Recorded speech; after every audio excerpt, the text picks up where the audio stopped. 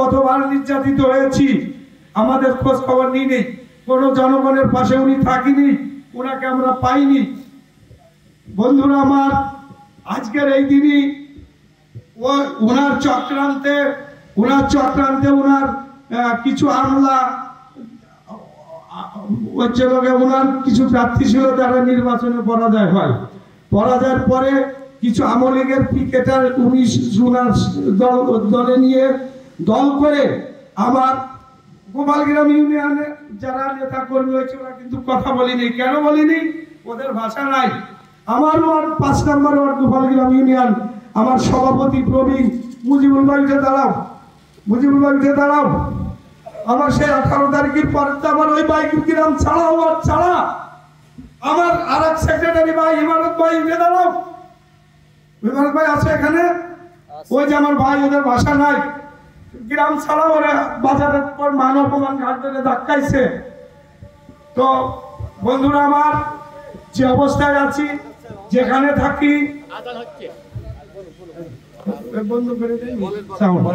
তো আমাদের এই নেতা যদি নমিনেশন পাই, আমরা জীবনে মাগুরা দুইয়ের লোক শান্তি পাবো না। আওয়ামী লীগের আমলের চেয়ে এখন আমরা অনেক জায়গায় অনেক ঘটনায় হচ্ছে, আমরা লাঞ্ছিত বঞ্চিত হচ্ছি। এই জায়গার মিটিং করতে আসছিলাম, তো এইখানে আমাদের মিটিং করতে দিছিল না আজকে, সেই জায়গা প্রথম আমি আবার আসছি। তা আমার কাছে কথা, আমরা গ্রামে থাকতে পারি, ইউনিয়নে থাকতে পারি, না পারি, আমরা আগের মতন ঝাল জঙ্গলে থাকেও আমরা চেষ্টা করে যাব আমাদের প্রাণপ্রিয় নেতা কাজী সালিমুল হক কামাল ভাই যেহেতু আমাদের মাঝে আসছে, আমাদের তরুণ নেতা নয়ন ভাই, সে আমাদের মাগুরা 2-এর প্রতিটা ঘরে ঘরে পাড়া মহল্লায় ওয়ার্ডে সে নিজে যাচ্ছে, আমাদের ওয়ার্ডে যাচ্ছে, আমাদের পাড়া মহল্লায় যাচ্ছে। আর আমরা ঘরে বসে থাকতেছি যে কখন নয়ন আসবে, কখন নেতা আসবে, আমরা এই অপেক্ষা করব না? সে যদি আমাদের আমরা যদি অপেক্ষায় তাদের থাকি, সে তার আরো মেলা কাজ আছে তাদের, সেসব কাজ তারা করবে। ওয়ার্ডের কাজ, ইউনিয়নের কাজ, গ্রামের কাজ, এগুলো আমাদের করতে হবে।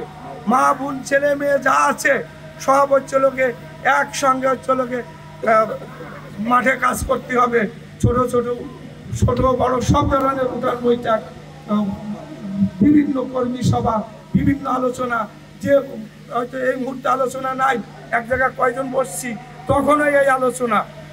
তো আমাদের বর্তমান যে প্রেক্ষাপট দক্ষিণ মাগুরার নেতৃত্বের, তাতে আমাদের সিনিয়র নেতা কামাল স্যার উনি আমাদের মাঝে আছে, আমাদের নয়ন সাহেব আছে, উনি তরুণ নেতা।